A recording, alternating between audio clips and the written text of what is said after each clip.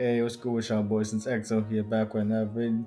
And for those that question like why I'm doing a pitch from Marvel, by the way, uh it's just for fun, honestly. And like I know it's unlikely to ever happen, but whatever. Anyway, this version of Black Panther I thought about for a bit, and at first it would have just been like taking away his royal lineage and all. But you know what? Let's go a little further with that, since it just sounds like Killmonger all over again if I were to just do that. So instead, we're gonna do this: a king without a kingdom. This will be this version of T'Challa, and here's how everything goes.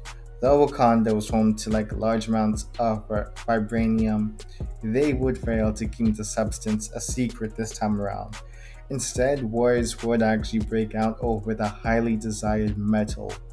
Several offers would be made by various countries in order to actually obtain this substance, and the demand for the substance would only continue to increase throughout the centuries until the supply it would just begin to dwindle. And leaders they would try to limit the amount being exported, even deciding to mix the vibranium a little bit with other metals in order to like dilute it and like trick the various nations. But this would be the downfall, actually. You see, what would actually break out once the nations realized the trickery, the dilution of the vibranium that you're being given?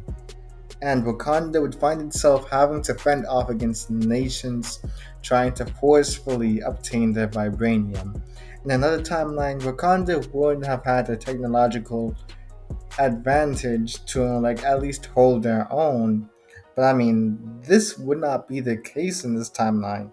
You see, these countries they had their own advanced military weapons from all of the previous vibranium cells by like these previous leaders of Wakanda. And you see, Wakanda it would fall with their leader being beheaded to represent the end of the war. Once a mighty kingdom, Wakanda would be turned into a large mining spot, with Wakandans being born and raised to mine for vibranium. It would be to pay back the several nations their leaders sold what they considered to be impure vibranium to. The last leader of Wakanda's name was T'Chanda, and what the nations failed to realize though was that T'Chanda had a son by the name of T'Chaka, and seeing everything stripped from him, he would use this as fuel to get vengeance and bring Wakanda back to its former glory. He found that he wouldn't be able to do it himself though. He needed to build an army in order to revolt, but many other people had become docile after the death of their previous leader and held no faith in T'Chaka as a leader. So he had yet to prove himself, and he had to go with the next best option. In this case, if he couldn't gather an army, he would just have to birth one. And like with various women, he would father several sons and daughters, promising that they would regain their kingdom. Only the strongest could rule, though. Of the children, the weakest would be his son T'Challa. At first, he would be seen as a disgrace, though weak physically. He had the strongest mental fortitude. His body would want to give up on him multiple times, but T'Challa would do his best to push himself even further. He would get into squabbles with his siblings, other kids, and like his lords that basically monitored his mining spot. And more often than not, yeah, he would lose, but I mean, he wouldn't know how to hold his head down. He didn't know how to quit for some reason. There was something like kind of wrong with his brain, you could say. On one of his days of like trying to keep up with his siblings and training to become the best of the best, he would encounter a baby leopard in the forest. It was a spectacle to say the very least. They were as black as night and seemed to be sickly thin. His compassion would take over as the leopard reminded him of himself, and he would do his best to, nurse it back to health despite his family's complaints and insults. They want him to leave it to die at first, not seeing it as worth their time. But T'Challa, he would not listen.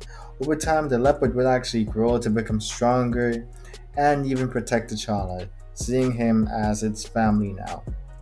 He took care of them so they would return the favor. T'Challa would take no other way they fought while protecting him and begin to actually mimic it, even fashioning his own sort of tools to help him along the way.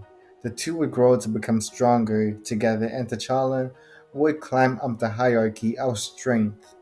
They would become an infamous duo, winning several fights, and T'Challa's body would become covered with battle scars, but also it would be used to represent a monument to his strength and well growth, I can say.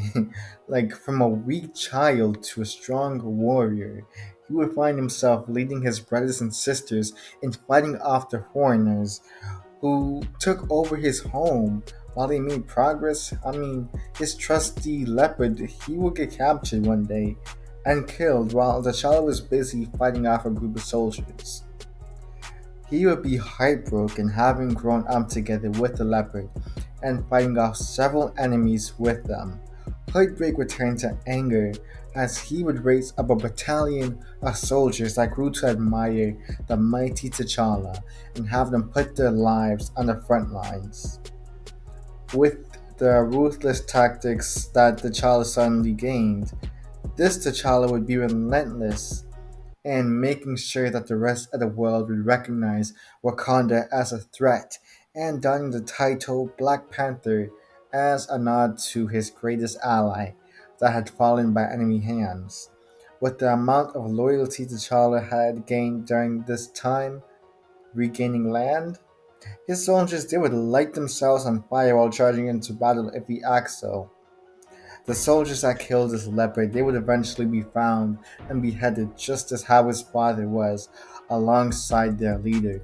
In T'Challa's eyes, their leader was the one responsible for their soldiers' actions. Finding, finding the corpse of his fallen friend, he would skin it, wearing their fur and badge while giving them a warrior's funeral, burning their body. This Black Panther's vicious nature would be cemented after that day, and he would name himself the King of Wakanda, while his army would continue to grow day by day, reclaiming Wakanda bit by bit. This T'Challa, he wouldn't have his vibranium suit, money, and various combat skills leading to them relying more on tools and raw fighting, modeled after his beloved Black Leopard.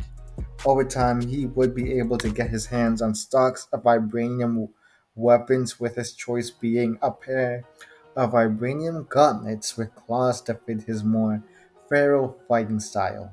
And while more, and while malnourished in his youth, he wouldn't be as tall as his 6'1" self, instead standing only at like 5'8" instead of his 6 feet. But he would make up for it with his wider frame from all the combat experience. He wouldn't be enhanced from the herb either, making his investments towards strength, combat training, and tactical skills even more crucial. He would weigh in at 220 pounds in this version, leading an army and reclaiming the valuable vibranium in the form of weapons across the country being used by soldiers from foreign nations. This Black Panther, he will be recognized as the unresting spirits of the dead Wakandans slaughtered in the war for, for vibranium, continuing to seek vengeance. Wakanda was effectively a graveyard settlement, and for as long as these nations stood on it, they would suffer. And yeah, that's about it from like my pitch on an absolute Black Panther. So it's XO signing out. Peace.